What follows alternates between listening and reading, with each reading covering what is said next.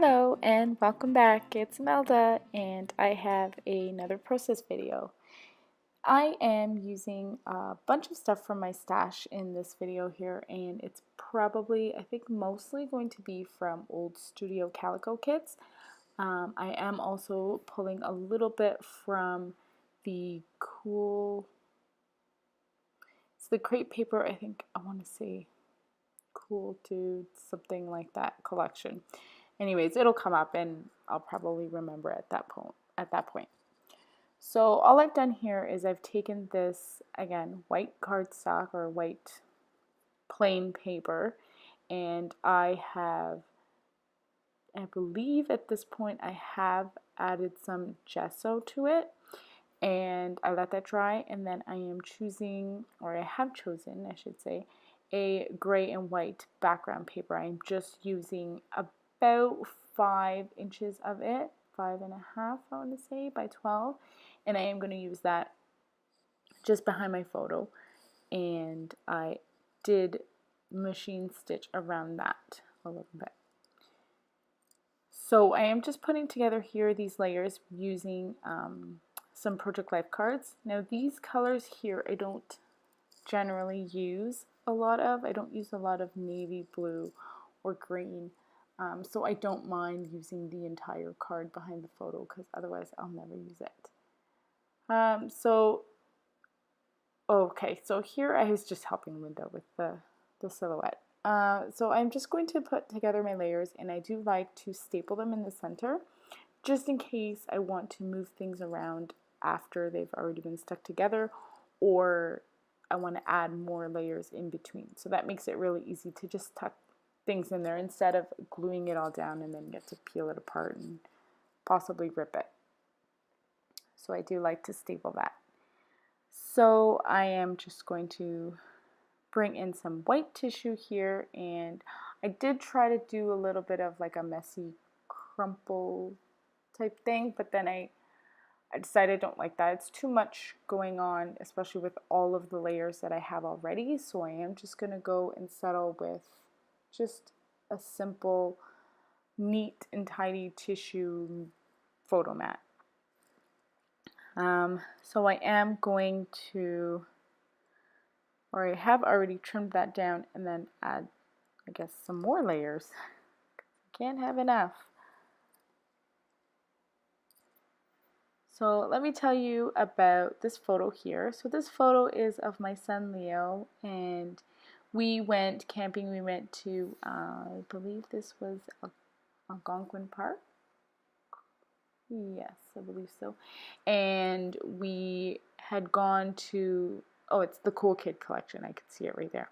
Okay, so we had gone to this trail where you can see these, it's not falls because there's no waterfalls, but it's just a lookout. So it's a gorge. So you stand at the very top, you can look out, and it's really cool, and they like that. So this rock was basically at the entrance of the trail just to prevent cars from driving in. It's not a rock, it's a boulder. My husband's a landscaper, I should know what the proper terminology is for that. So they have that there right at the entrance just so cars don't drive through. So I had him just sitting there so he could take a picture. So I have put on my layers together, and oh, this is where I'm adding the gesso. I guess I hadn't done that yet. So I am going to just spread that around really thinly just so it dries really quickly. And I've said this before in another video, but I really love this squeegee. It's from Ranger, I think, and it's awesome. You can spread things out really thinly, make sure you use all of it, and you don't waste any of the product, which is good because gesso can be really expensive. So I really like that. So I'm just going to spread it out really thin, and then it dries really fast because it is so thin. And then I am going to use the packaging technique with my black Heidi Swap Color Shines. So I'm just going to add a little bit there to the packaging, and because it is black, I am going to add just a little bit of color and mostly water, just to dilute it a little bit. So I took some of the color away and I'm adding more water just because I wanted it a little bit more gray than I did black. So I'm just going to add that there. And don't be afraid to add it to your paper, especially if you know where you want your photo to go. Just go for it. Most of the time you'll end up covering it with your photo in your clusters anyhow, just like I'm going to do there. And there, I think I was pointing out to Emma what the difference between using gesso and not gesso would be. There's a hello from Linda, and she's being silly. That actually reminded me of Bella, because she does that every time I'm scrapbooking. She'll come in and say hello and then put stuff on people's faces, and then yeah, so I guess I left and came back and said hello.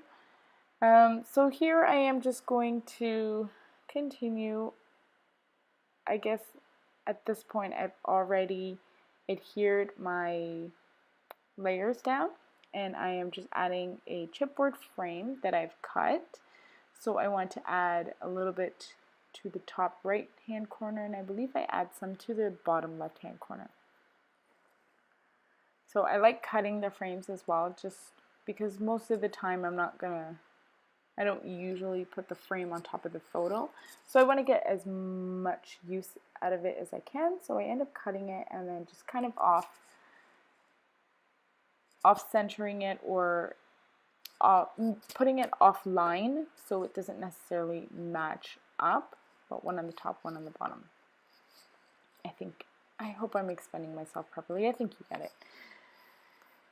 So I have these little flare buttons. It's I think it's a little fox, and that one there is a raccoon, and I wouldn't necessarily put this on a layout otherwise, but because this is a camping layout, I did want to include it because I think they're just really cute.